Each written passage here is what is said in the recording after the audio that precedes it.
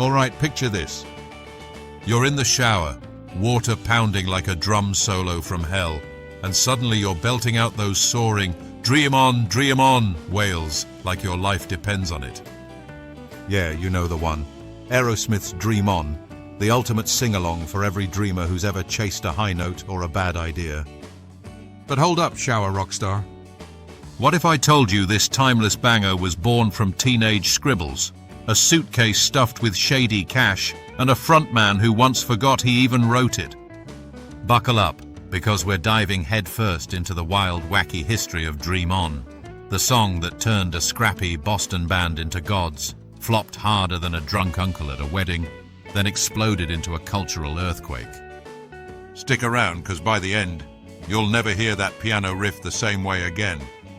Or, you know, maybe you'll just crank it louder in the car and scare the neighbors. Let's rewind to the spark, the messy, magical conception of this beast.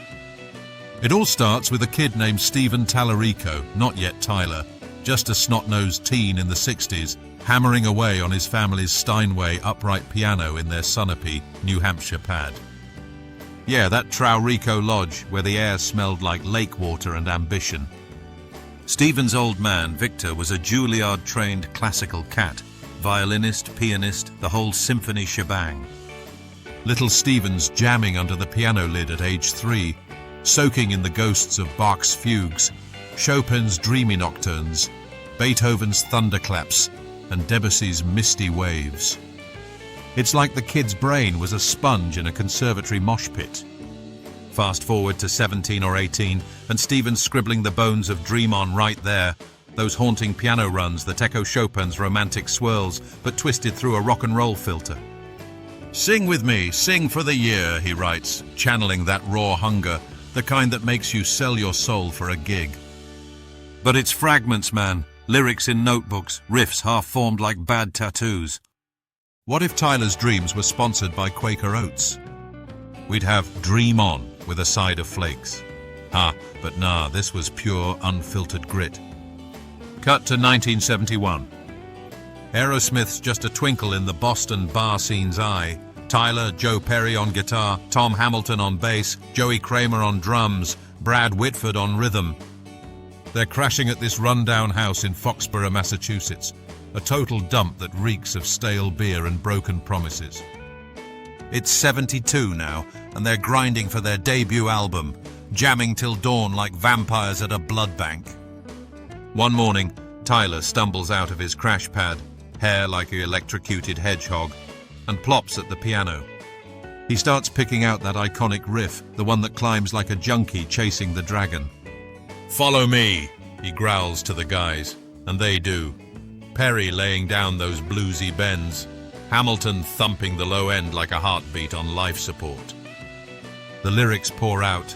"Half my life is in books written pages, lived and learned from fools and from sages."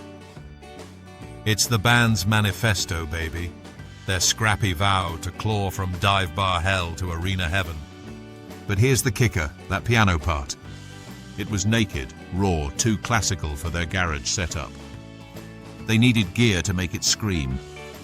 Enter the Suitcase incident, the Eureka moment that birthed the track we know. Tyler's at a sleazy motel gig, spots an abandoned valise bulging like a bad decision. He cracks it open, ka-ching. $2,000 in crisp bills reeking of trouble, drug runner dough, no doubt. Does he rat it out? Hell no. He squirrels it away, buys a $2,000 RMI electric keyboard on the sly. Band's clueless. They're like, "Whoa, where'd the magic box come from?" Tyler just smirks. But plot twist. Weeks later, stone-faced goons kick in the door, hunting their payday. Aerosmith bolts like roaches. Song saved, lives intact. What if those mobsters crashed the studio? Dream On becomes Scream and Run. Moral? Sometimes dirty money dreams big. Fast forward to the album Grind, the release shenanigans that almost buried this gem 6 feet under. It's March '73 and Aerosmith drops their self-titled debut on Columbia Records. Picture the cover, that iconic band shot, all leather and smirks, looking like they just rolled out of a biker brawl. Inside, a raw slab of Boston blues rock, tracks like Mama Kin and One Way Street snarling with attitude. But Dream On closes it out, clocking in at 5 epic minutes, with Tyler's voice cracking from falsetto heaven to gravelly earth. Critics? Meh. Rolling Stone calls the album decent debut, but radio snubbed Dream On like a bad ex. It limps to 59 on the Hot 100, total flop city. Why? Too ballady for the era's hard rock hammer. DJs are spinning Zeppelin and Sabbath. This piano-driven plea feels like showing up to a bar fight in a tux. Joe Perry? He straight up dismissed it at first. Not rock and roll enough, man. Just a sappy tune. Ouch. Aerosmith's hustling vans and Vicks, playing dives for peanuts, while the single gathers dust.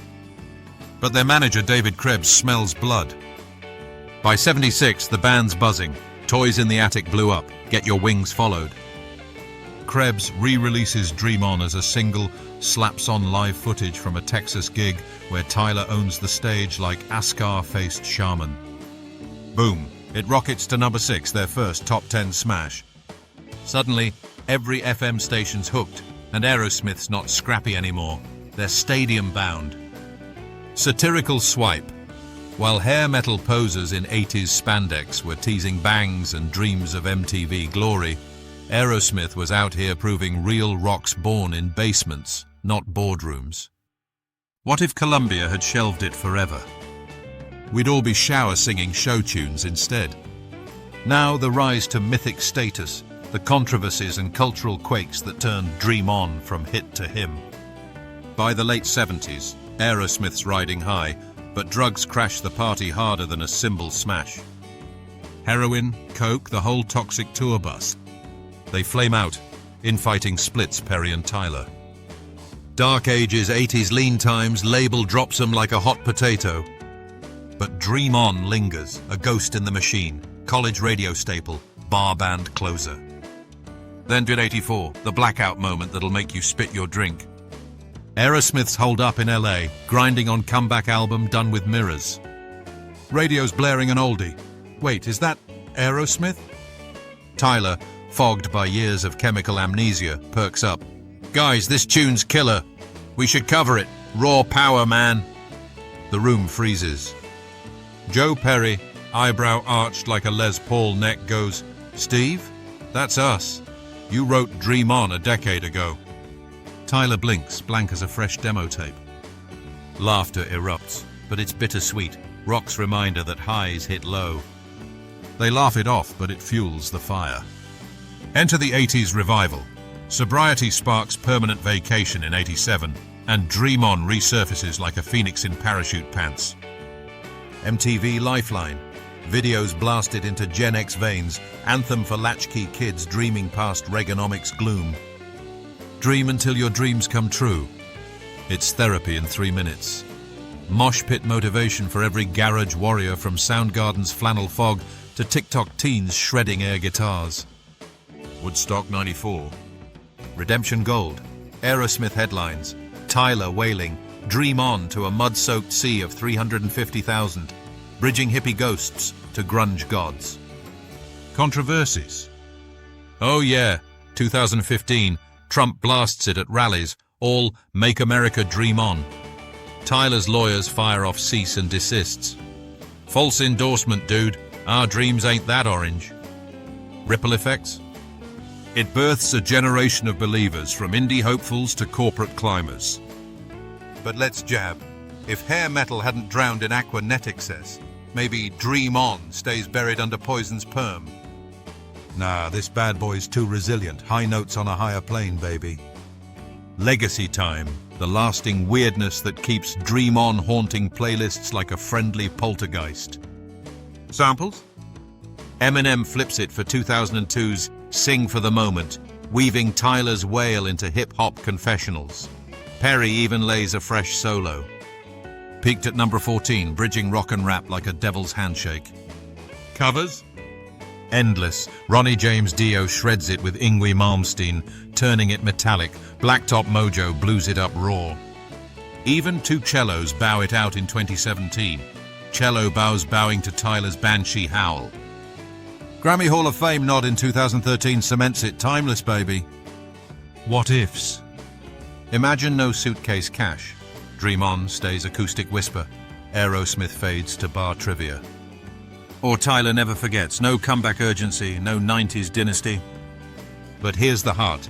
Amid the madness, overdoses, feuds, fortunes, Tyler's genius alchemized pain into poetry. That raspy climax? Born from insecurity, he told you, pushing past the neutered vocals of debut fear. It's respectful chaos, rock's raw reminder to dream fierce, flaws and all. Obscure gem. Early live cuts clocked 7 minutes. Tyler ad-libbing like a possessed preacher. Ripple to today? Every viral cover, every arena encore, it's Gen Z's quiet rebellion, proving dreams don't expire. Ooh, what a ride from Foxboro fog to forever anthems.